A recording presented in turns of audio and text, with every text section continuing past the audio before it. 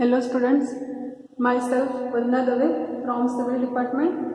Welcome to our lecture of Construction Project Management. So today we will continue your unit number 1 is Construction Project and Organization Management. So here is your today's topic.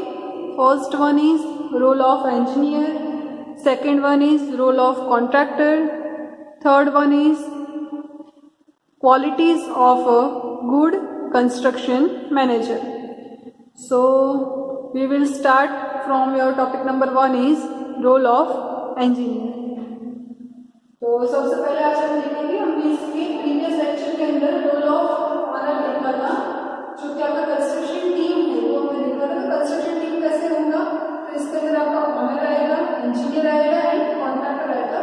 सो हमने role of honour देखा था, तो आज हम देखेंगे role of engineer.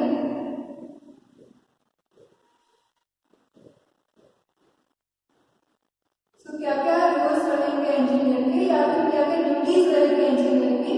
तो सबसे पहले आपको इसके जो भी पॉइंट्स है वो सबसे पहले याद होने चाहिए, उसके बाद हम इसको डिस्क्राइब करेंगे।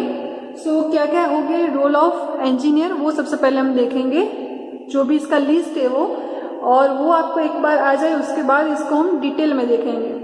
सो सबसे पहले हम स्टार्ट करेंगे रोल ऑफ इंजीनियर के जो भी ड्यूटीज है उससे।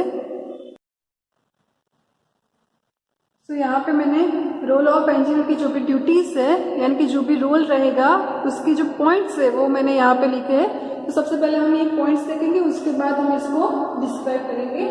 तो नंबर 1 में इसके अंदर सबसे पहले डिजाइनिंग, प्लानिंग एंड ड्राइंग्स, उसके बाद नंबर 2 है रेडी टेंडर डॉक्यूमेंट्स, उसके बाद है इन्विटेशन ऑफ टेंडर्स, उसके बाद है कंस्ट्रक्शन मैनेजर, उसके बाद है सुपरविजन ऑफ वर्क्स, उसके बाद है चेकिंग ऑफ बिल्स, और उसके बाद है एक्स्ट्रा आइटम्स एंड क्लेम्स। यानी कि टोटल आपके 8 पॉइंट्स है रोल ऑफ इंजीनियर के, यानी कि 8 ड्यूटीज है इसकी, जो हम 1 बाय 1 देखेंगे। तो सबसे पहले हम स्टार्ट करेंगे इसके अंदर। तो डिजाइनिंग, प्लानिंग एंड ड्राइंग के अंदर क्या आएगा, तो सबसे पहले हमें जो भी हमारे पास जो भी प्रोजेक्ट है उसकी जो डिज़ाइन है वो करनी चाहिए। तो डिज़ाइन कैसे होगा, तो डिज़ाइन के लिए हमें सब कुछ ध्यान में रखना होगा कि जो भी ऑनर की जो भी टर्म्स एंड कंडीशन है उसके अकॉर्डिंग हमें जो भी डिज़ाइन है वो करनी चाहिए। उसके बाद जो डिटेल कंस्ट्रक्शन ड्राइंग है वो भी रेडी कर देना चाहिए, और जो भी डिज़ाइनिंग के लिए जो प्लानिंग करना है वो भी इसके अंदर आएगा। तो सबसे पहले क्या आएगा, तो डिज़ाइनिंग, प्लानिंग एंड ड्राइंग, यानी कि कोई भी डिजाइन, यानी कि डिटेल अगर हम देखें, आपका कोई भी कंस्ट्रक्शन का जो भी डिटेल ड्राइंग है वो भी रेडी हो जाना चाहिए। उसके बाद प्लानिंग कैसे करेंगे वो भी आ जाना चाहिए, डिजाइनिंग भी आ जाना चाहिए। तो डिजाइनिंग अगर हम बोले तो कैसे होगा कि अगर आपका कोई भी कंस्ट्रक्शन है, अगर आपको बोला है कि कोई भी आपका एजुकेशनल बिल्डिंग बनाना है, तो बिल्डिंग के अंदर क्या इसके अंदर लाइव लोड रहेंगे, क्या इसके अंदर डेड लोड रहेंगे, या फिर सिस्मिक लोड कैसा रहेगा, वो सब कुछ इस एजुकेशनल बिल्डिंग की जो डिजाइनिंग होगी इसके अंदर रहेगा। तो डिजाइनिंग के अंदर सब कुछ आपको इन्वॉल्व कर देना है, और उसके अंदर जो भी आपका विजुअल इफेक्ट्स है वो भी इसके अंदर आ जाएगा। अगर आपका मॉनसून है तो किस टाइप का आपका इसके अंदर कॉन्क्रीट रहेगा, किस टाइप का स्टील रहेगा, वो भी इसके अंदर पूरा आ जाएगा। तो सबसे पहले आपका होगा डिजाइनिंग, प्लानिंग एंड ड्राइंग्स, जो आपका रोल ऑफ इंजीनियर का फर्स्ट पॉइंट है। उसके बाद है रेडी टेंडर डॉक्यूमेंट। तो इसके अंदर क्या आएगा कि जो भी आपका टेंडर डॉक्यूमेंट है वो सबसे पहले आपको एक स्टार्ट करना है, रेडी करना है। तो टेंडर डॉक्यूमेंट है वो आपका कॉन्ट्रैक्ट का एक बहुत ही ज्यादा इंपॉर्टेंट पार्ट है। तो इसके अंदर क्या क्या होना चाहिए, तो इसके अंदर आपका जो कॉन्ट्रैक्टर्स के जो भी टर्म एंड कंडीशंस है वो होनी चाहिए, जो भी स्पेसिफिकेशंस है वो भी इसके अंदर होनी चाहिए। उसके बाद अगर हम देखें तो जो भी आइटम्स है, यानी कि अगर हमें एक्सकवेशन करना है, या फिर आरसीसी करना है, या फिर पीसीसी करना है, तो उसकी जो भी क्वांटिटीज है वो अच्छी तरह से इसका कैलकुलेशन। तो जो रेडी टेंडर डॉक्यूमेंट है उसके अंदर हमने सब कुछ देखा। तो इसके बाद अगर हम देखें तो इसके अंदर है इन्विटेशन ऑफ टेंडर्स। तो इन्विटेशन ऑफ टेंडर्स के अंदर क्या रहेगा कि हमारे पास बहुत ही ज्यादा टेंडर आ गए हैं,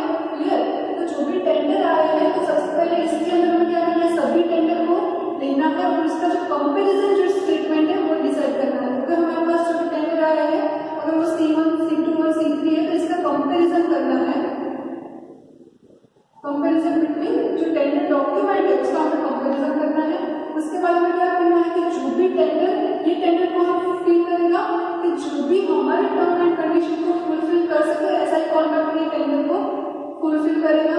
तो इसके लिए हमें क्या करना है कि जो भी कॉन्ट्रैक्टर की जो टर्म एंड कंडीशन है वो भी हमें केयरफुली रीड करनी है, यानी कि उसकी कोई ऐसी कंडीशन ना हो जो हमारे क्राइटेरिया में नहीं आ रही है। तो उसके बाद हमें क्या करना है कि जो भी हमारा कंपेरिजन होगा उसके बाद जो भी बेस है इसको हमें प्री क्वालिफिकेशन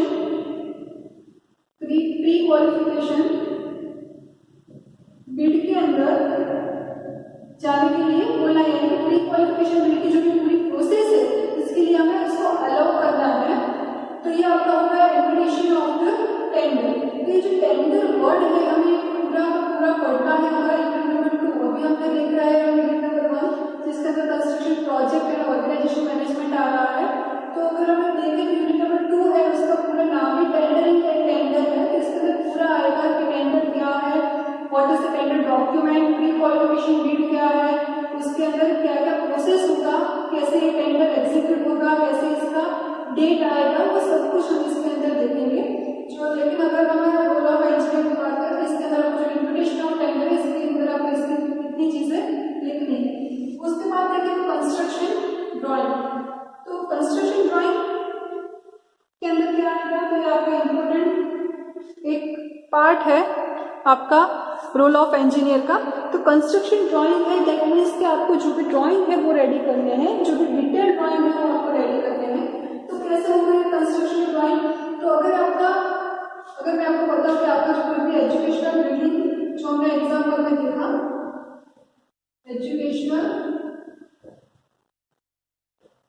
बिल्डिंग अगर आपको बनाना है तो अगर हम कंस्ट्रक्शन ड्राइंग की बात करें तो इस बिल्डिंग का अगर आपको पीसीसी हो गया है, पीसीसी ऑन वर्किंग मोड में है पीसीसी, तो हमें क्या कर देना है आपका जो आरसीसी है उसका आपका जो डिटेल ड्राइंग है वो रेडी कर देना है। अगर आपका आरसीसी स्टेज में चल रहा है तो उसके बाद आपका जो सुपर स्ट्रक्चर है उसका जो भी ड्राइंग है वो रेडी कर देना है, यानी कि अपने टर्न बाय टर्न आपका जो डिटेल ड्राइंग है वो रेडी हो जाना चाहिए। और अगर हम बोले तो आपका जो भी इंजीनियर है और जो भी ओनर है उसके बीच में कोई डिस्प्यूट या फिर मतभेद ना हो, इसलिए आपको क्या करना है, जो कंस्ट्रक्शन ड्राइंग है वो स्टार्टिंग में ही जब आप प्लानिंग ड्राइंग एंड डिजाइनिंग करें तभी आपका पूरा अगर जो भी प्रोजेक्ट है उसका ड्राइंग रेडी हो जाए बहुत ही अच्छा होगा। लेकिन अगर नहीं हो सकता तो आप ऐसे टर्न बाय टर्न भी आपका जो डिटेल ड्राइंग है वो रेडी कर सकते हैं। उसके बाद हम देखेंगे सुपरविजन ऑफ वर्क्स, यानी कि जो भी इंजीनियर है उसके लिए मेन ड्यूटी यही रहेगी कि उसका जो सुपरविजन है वर्क्स का वो होना चाहिए। तो इसके अंदर क्या क्या आएगा, तो इसके अंदर जो भी आपका एग्जीक्यूट करने के लिए जो भी बोला है वर्क वो हो रहा है कि नहीं हो रहा है, जो भी आपका डिटेल जो भी ड्राइंग है उसके अकॉर्डिंग वर्क नहीं हो रहा है कि हो रहा है वो भी देखना है। उसके बाद अगर हम देखें तो जो भी क्वालिटीज है वर्क की वो अच्छी तरह से मेंटेन हो रही है कि नहीं हो रही है वो भी इसके अंदर आएगा। और जो भी आपका मीटिंग जो भी आपको शेड्यूल करनी है वो भी सुपरविजन ऑफ वर्क्स के अंदर आएगा, यानी कि इंजीनियर का ही मेन रोल रहेगा सुपरविजन ऑफ वर्क्स। इसके अंदर आपका सब कुछ आ जाएगा कि जो आपका कंस्ट्रक्शन ड्राइंग है उसके अकॉर्डिंग आपका वर्क हो रहा है कि नहीं हो रहा है। उसके बाद अगर हम देखें तो हमने जो भी चार्ट रेडी किया है या जो भी रेडी किया है उसके अकॉर्डिंग आपका वर्क हो रहा है कि नहीं हो रहा है। उसके बाद जो क्वालिटीज है, अगर हमने पीसीसी बनाया है लेकिन पीसीसी की जो क्वालिटी है वो आपकी मेंटेन होनी चाहिए, अदरवाइज ये आपका वर्क डिले भी हो सकता है और पोस्टपोन भी हो सकता है। यानी कि जो भी क्वालिटी है वो मेंटेन होनी चाहिए, जो भी ऑनर ने जो भी स्पेसिफिकेशंस बनाए हैं या फिर जो भी हमारा जो स्पेसिफिकेशन है उसके अकॉर्डिंग उसकी क्वालिटी मेंटेन होनी चाहिए। और अगर इसके बाद हम देखें तो जो भी आपका मीटिंग है उसका शेड्यूलिंग भी सुपरविजन ऑफ वर्क्स के अंदर आएगा। उसके बाद देखें तो चेकिंग ऑफ बिल्स, यानी इसके अंदर क्या होगा कि जो भी आपका टेंडर होगा जो भी कॉन्ट्रैक्ट है उसके जो भी पैसे देने हैं हमें, तो उसके बाद हमें क्या करना है, चेक करना है जो भी बिल आ रहे हैं और उसके बाद हमें इश्यू करना है जो भी मनी आपका जो भी इश्यू होगा वो इसके अंदर जो भी पेमेंट है वो आपको करना है। उसके बाद देखिए तो एक्स्ट्रा आइटम्स, तो एक्स्ट्रा आइटम्स के अंदर क्या आएगा, तो एक्स्ट्रा आइटम्स के अंदर जो ऐसी कोई आइटम है जो आपका रेट एनालिसिस के अंदर भी नहीं आया, कोई एस्टिमेटेड कॉस्ट के अंदर भी नहीं आया, लेकिन अगर कोई कॉन्ट्रैक्टर का कोई एक्स्ट्रा कोई खर्चा हो रहा है, कोई आपका एक्स्ट्रा कोई खर्चा या फिर मटीरियल कोई एक्स्ट्रा कॉस्ट हो रहा है तो वो आपका एक्स्ट्रा आइटम्स के अंदर आएगा। और लास्ट में आपका है रहा है कि अगर आपका कोई कंस्ट्रक्शन ड्राइंग है, उसका जो डिटेल ड्राइंग है वो अगर डिले हो रहा है तो क्या होगा, जो भी आपका ऑनर है और इंजीनियर है उसके बीच में कुछ डिस्प्यूट्स हो सकते हैं, तो ये ना हो इसके लिए आपको क्लेम्स करने होंगे। तो इसके लिए क्या होगा कि आपका जो भी अगर इसका कोई डिस्प्यूट चल रहा है तो इसकी आपकी जो भी इफेक्ट है वो आपके लेबर के ऊपर पड़ेगी, तो वो भी आपके प्रोजेक्ट के लिए अच्छा नहीं है। तो टोटल आपके जो 8 पॉइंट्स है वो आपको याद रखने हैं। अगर हम सबसे पहले देखें तो रोल ऑफ इंजीनियर में आपका डिजाइनिंग आएगा, प्लानिंग आएगा, ड्राइंग्स आएगा, उसके बाद सेकंड है आपका रेडी टेंडर डॉक्यूमेंट्स जो भी रेडी करना है वो आपका आएगा। उसके बाद है इन्विटेशन ऑफ, जो भी टेंडर को हम इनवाइट कैसे करेंगे वो आपका थर्ड रोल रहेगा। उसके बाद construction drawings, supervision of works, checking of bills, extra items and claims, तो ये सब कुछ आपका हो जाएगा रोल ऑफ इंजीनियर के अंदर। अभी हम नेक्स्ट इसका देखेंगे रोल ऑफ कॉन्ट्रैक्टर।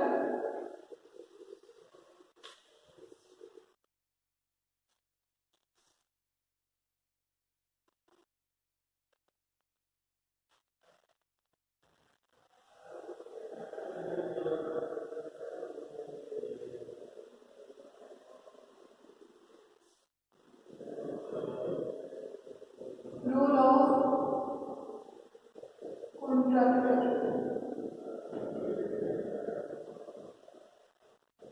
यानी कि क्या रोल्स या क्या ड्यूटीज रहेंगे कॉन्ट्रैक्टर की। तो सबसे पहले मैंने बताया इस तरह से आपका जो रोल ऑफ इंजीनियर में आपने देखा या फिर रोल ऑफ ऑनर में जो देखा कि आपको जो लिस्ट है आपका रोल का वो आपको सबसे पहले याद होना चाहिए। उसके बाद जो भी है हमें डिस्क्राइब करना है, तो सबसे पहले हम लिस्ट आउट करेंगे, उसके बाद इसको डिस्क्राइब करेंगे या फिर डिफाइन करेंगे कि इसके अंदर क्या आएगा।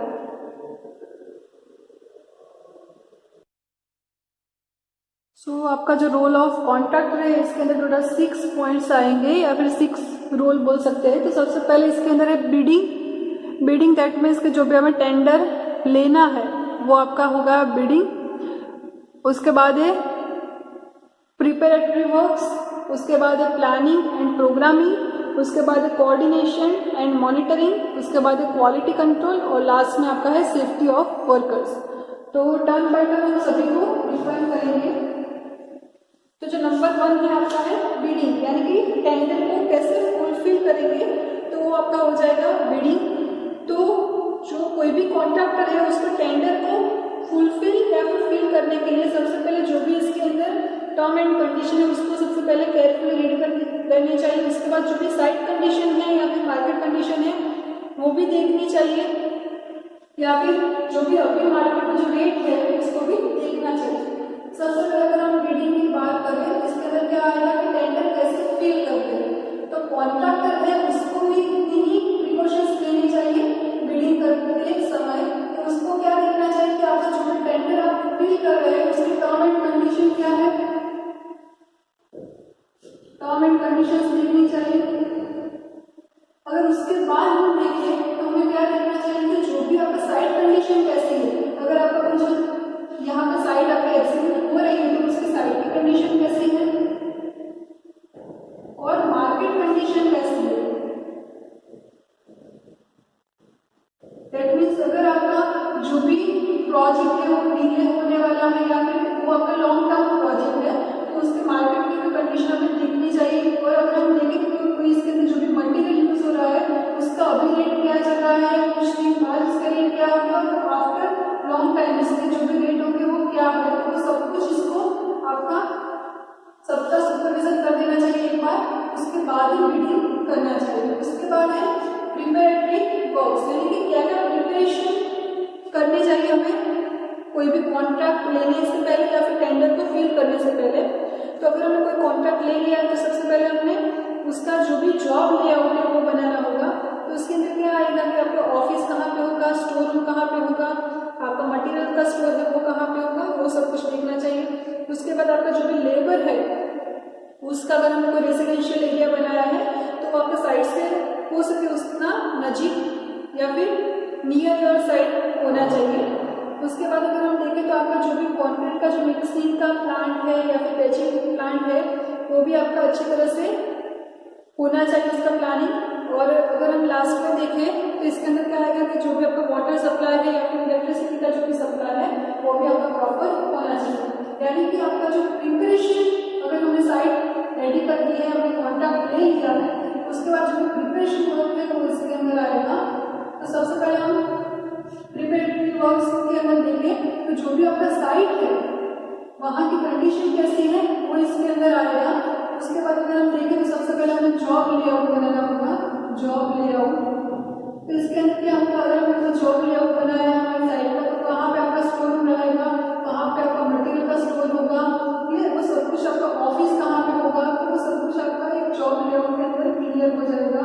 और जो भी आपकी साइट है उससे हो सके उतना आपका नियर होना चाहिए। आपका जो भी लेबर का रेजिडेंशियल अगर हमने यहाँ पे डिसाइड किया है तो वो हो सके तो इतना आपका नजीक होना चाहिए, ज़्यादा आपका दूर नहीं होना चाहिए। क्लियर? ये आपका प्रिपरेटरी वर्क्स हो गया। और उसके बाद अगर हम देखें तो इसके अंदर आपका जो भी प्लांट्स यूज होंगे, वहाँ ऐसा तो नहीं है कि आपका सब कुछ बाहर से आएगा। तो जो भी आपका बैचिंग प्लांट है और जो भी आपका मिक्सिंग प्लांट है वो सब कुछ कहाँ पे रखेंगे और कैसा होगा वो सब कुछ प्लानिंग इसके अंदर आएगा। और लास्ट में अगर देखें तो आपका जो भी वाटर सप्लाई है, इलेक्ट्रिसिटी सप्लाई है वो इस तरह से है कि नहीं, वो भी आपका प्रिपरेटरी वर्क्स के अंदर आ जाएगा। उसके बाद planning and programming. Planning and programming के अंदर क्या आएगा कि आपका जो पूरा कॉन्ट्रैक्ट का जो भी वर्क है उसको हमें सब क्या करना है, पूरे वर्क को सबसे पहले डिफाइन कर देना है छोटे छोटे पार्ट्स में। उसके बाद हमें स्टेजेस डिसाइड कर देने हैं और उसके बाद इसका हमें प्लानिंग करना है। इसको प्लानिंग के लिए हमारा आगे आएगा करने के लिए तो जो भी आपका बार चार्ट होगा या सीपीएम और क्वाड प्रोग्रामिंग है वो इसके अंदर आएगा। तो सबसे पहले प्लानिंग के लिए तो हमें कॉन्ट्रैक्ट का जो प्लानिंग है, जो पूरा आपका प्रोजेक्ट है उसको क्या करना है, जो भी स्मॉल एलिमेंट्स में हमें इसको डिवाइड कर देना है। क्लियर?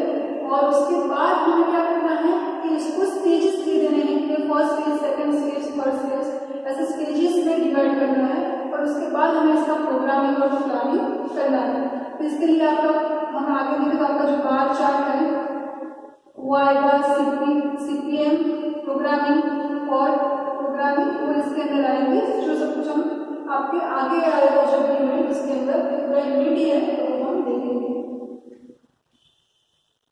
उसके बाद अगर हम देखें तो कोऑर्डिनेशन एंड मॉनिटरिंग, यानी कि जो भी कॉन्ट्रैक्टर है उसको जो भी ऑनर है, ऑनर एंड जो भी इंजीनियर है उन दोनों के साथ उसका कोऑर्डिनेशन बहुत ही अच्छा होना चाहिए। अदरवाइज अगर कोई टर्म एंड कंडीशन चेंज हो रही है या फिर कुछ चेंज हो रहा है आपका वर्क के अंदर तो आपको पता नहीं होगा, यानी कि आपको टोटली इसके साथ जो भी है टच में रहना चाहिए। ये आपका कोऑर्डिनेशन एंड मॉनिटरिंग में आएगा। उसके बाद देखें क्वालिटी कंट्रोल, यानी कि कॉन्ट्रैक्टर का वर्क क्या है, पूरा कॉन्ट्रैक्ट उसको एग्जीक्यूट करना है, उसको जो भी टाइम लिमिट दिया है उसके अंदर कंप्लीट करना है। उसके लिए आपको क्वालिटी में मेंटेन होना चाहिए। अगर हम बात करें तो हमने कहीं भी यहाँ पे पीसीसी बनाया है तो इसका जो भी ग्रेड हमारा स्पेसिफिकेशन में दिया है M20 का या फिर जो भी है वो फुलफिल हो रहा है कि नहीं हो रहा है, इसका जो मिक्सिंग है वो प्रॉपर हुआ है कि नहीं हुआ। अगर हम कोई आरसीसी की बात करें तो इसके अंदर जो भी स्टील है तो वो स्टील है उसका जो ग्रेडिंग है वो अच्छी तरह से है कि नहीं, इसका कंप्रेसिव स्ट्रेंथ क्या है, टेंसाइल स्ट्रेंथ क्या है, जो भी हमारा स्पेसिफिकेशन था उसके अकॉर्डिंग ये पूरा क्वालिटी मेंटेन होना चाहिए। अदरवाइज कैसा होगा कि अगर कोई इंजीनियर ने इसको चेक किया और इसमें कोई प्रॉब्लम हुआ तो आपको फिर इससे एग्जीक्यूट करना होगा। इससे बेटर है कि आपका जो भी क्वालिटी है वो पहले से ही मेंटेन है।